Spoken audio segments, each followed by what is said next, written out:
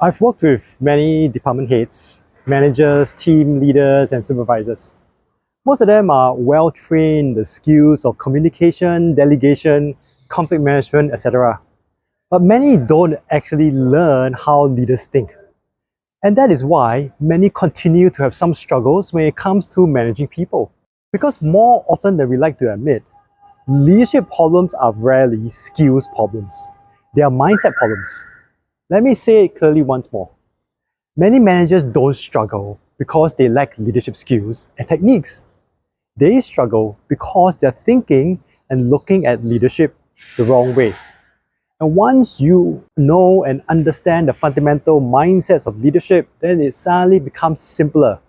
Not easier, but simpler.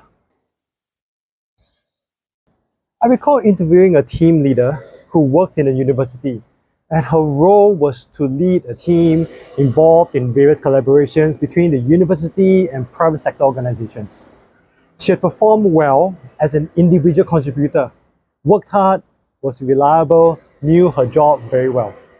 I recall she did project management and business development.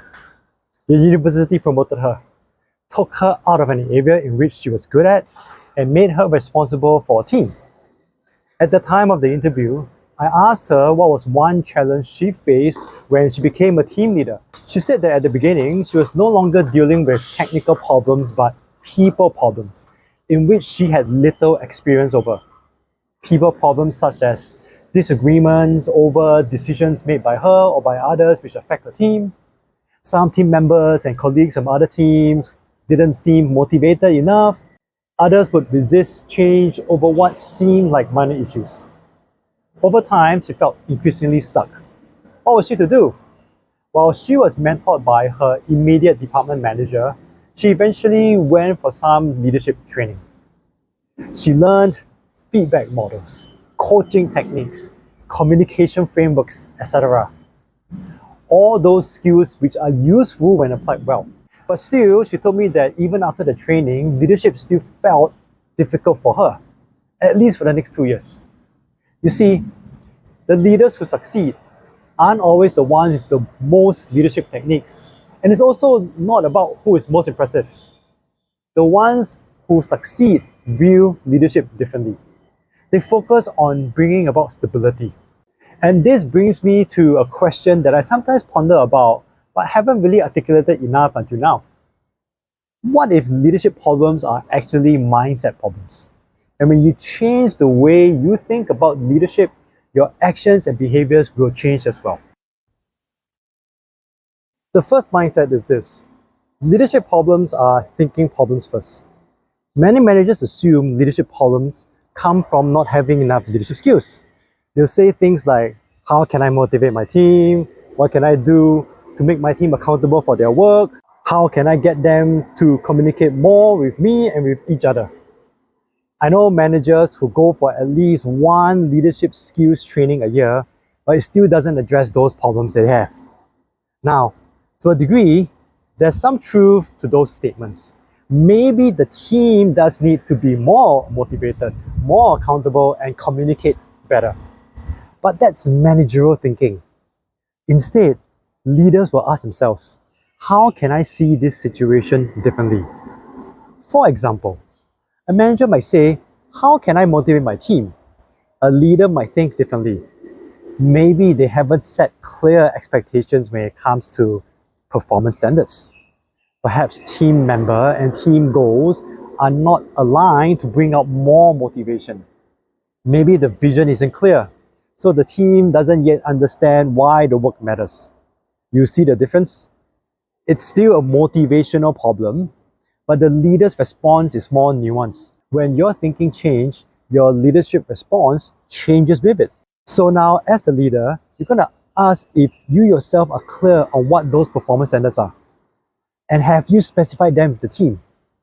Have you had a structured and productive goal-setting conversation? Have you talked about team vision and why it matters? Now you see the difference in thinking between a manager and a leader. The manager would have gone for training to learn how to motivate the team, but the leader will first figure out what the real problem is. The manager thinks the problem is the team. or the leader looks at themselves first. The manager thinks it is about their skills, but the leader recognizes that mindset trumps skill set. Leadership problems are thinking problems first. And when you change the way you think, you change the way you lead. Leadership is simple, but not easy. Leadership today is often presented with lots of models, frameworks, and theories. To be fair, when I work with team leaders and department heads, I do present some models and frameworks, but with the aim of helping them understand the why. When you break it down, leadership is actually simple. Set clear expectations and directions. Address problems early. Take ownership for the team's success. These are not complicated ideas, but they are emotionally difficult to do, consistently, day in and day out. For example, having an honest conversation with a struggling employee is simple, but it's not easy because you have to get your facts right and approach a conversation with the intention to help. Admitting a mistake in front of your team is simple, but it's not easy because it requires a reasonable degree of self-confidence as a leader. Giving clear feedback when someone is underperforming is simple, but once again, not easy because most managers only give feedback when a problem has grown to a point where it can't be ignored any longer. So many managers keep searching for better techniques, frameworks, models, scripts, etc. But leadership isn't easy because it's intellectual. It's not easy because it's largely emotional. Remember the university team leader I spoke about earlier? Her challenge starting out as a new leader was having to consistently deal with human emotions. One team member says this, a colleague from another team says that. We humans bring a lot of emotions into our workplace, and it can get very tiring for anyone not geared or willing to handle that. But if you switch your mindset from seeing emotions as a hindrance to work to seeing them as advanced signals of potential problems, then you will act on them sooner. And the sooner you do so, the sooner your people keep performing. Now, before we continue, if you enjoy Leadership Explained simply like this, do consider liking and subscribing to the channel. It tells YouTube that this content is worth sharing with others. Did you hit the like button? Thank you very much. The third mindset is this: leaders go first. Many managers talk about psychological safety. They want open communication, employees to speak up more and to share ideas. But in reality, teams often wait and observe their leaders first. What are you, as the leader, doing? You want the team to take ownership for the performance, then you start by taking ownership for any mistakes in your leadership. You want the team to be open to receive feedback, then you start by asking for feedback and taking action on them when the team gives them to you. You want the team to be more willing to speak up and to share ideas, then you start by calmly listening when they do speak up and acknowledge the ideas that were shared, even if it may not be feasible for the situation at hand. But if the leader reacts defensively when feedback is given, or shuts down ideas when they are shared, the team will quickly learn to stay quiet. So, for example, psychological safety isn't created by policy or by your degree. It's created by behavior that starts with you, the leader. And this goes beyond psychological safety. You want your team to be more attuned to the organization vision, you start to talk more often about how the team or department's vision ties into the bigger picture.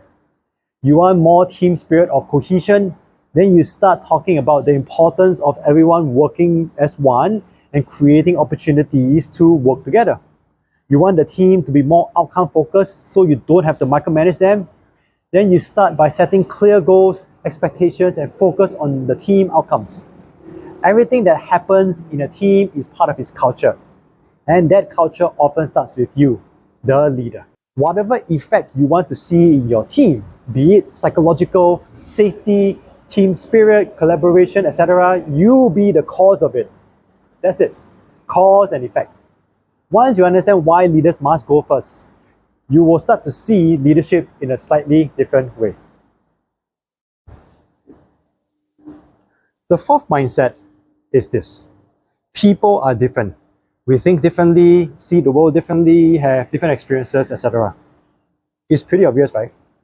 But in leadership, many managers forget this, especially when someone has been successful in their own way with their career. Remember the university team leader who was good at her project management and business development job, then got promoted because of it?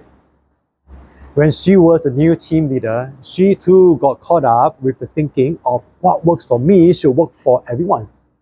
But she very quickly realized that a team is made up of very different personalities. Some prefer autonomy, others prefer guidance. Some want structure before they can perform, others desire better relationships. Leaders observe, understand people, and adjust their approach. They adjust how they communicate, how they motivate, and how they guide different individuals. So remember this, people are different, and effective leaders adapt accordingly. The fifth mindset is this: conversations create culture. Many organizations think culture is created through value statements on the wall, speeches by the CEO, or well-designed company posters. But actually, culture forms through daily interactions within every single team. How leaders behave, how they give feedback, handle mistakes, manage disagreements, approach difficult conversations, etc. These small moments happening every day. And over time, they shape how people behave in the workplace. So, back to that university team leader. For the first 2 years of her team leadership, she was uncomfortable. Then in the third year, she realized she needed to take a more proactive stance in her team leadership. She realized that if mistakes were seen as learning opportunities, then her team members would be more willing to speak up and own their performance. If she listened carefully to ideas and was seen to respond to them positively, then her team would gradually share more ideas. When she addressed problems early and respectfully, her team became more willing to review potential problems early on. But of course, such a team culture doesn't appear nor change overnight. It is built and changes slowly. It took her about a year, such that by the end of her third year leading her team, she finally felt comfortable as a leader. Her team was working the way she wanted. So, conversations create culture. Whether it's conversations through feedback, coaching, daily banter, performance goal setting, check-ins, all these matter. And it starts with you, as the leader, having those conversations even when you are uncomfortable with them. Let's bring everything together. The leadership mindsets most managers never learn are: leadership problems are thinking problems first, leadership is simple but not easy, leaders go first, people are different, and conversations create culture. These 5 mindsets are concepts I regularly bring up in one way or another when I work with my leaders. And they came about from the years of researching leadership. Only that this is the first time I've put these mindsets all in one place. Just like for the university team leader that I mentioned earlier in this video, it was only when she understood the cause and effect of being a leader that things improved immensely for her. Meaning, whatever she wanted to see, the effect in her team, she had to be the cause of it. And that started with changing her mindsets about how she viewed leadership. If you made it all the way here, I want to make one thing clear. Leadership is not really about collecting techniques. While learning leadership skills, frameworks, models, and techniques are important, what's more important is how you think about leadership and your role as a leader. The biggest shift in your leadership happens when you change the way you think about leadership itself. Once you understand that most leadership problems actually stem from you, then you can find the right skills, models, techniques, and frameworks to help you solve them, not the other way around, which is why mindset trumps skill set. And that's the goal of this channel. Now, I'm curious about your experience. Perhaps right now you are leading a team and you feel there's some resistance in your leadership. That resistance could be due to change, difficult conversations, or accountability issues. Which of these mindsets will help you? Share in your comment below. And once you understand these mindsets, you are already thinking like a leader. See you next time.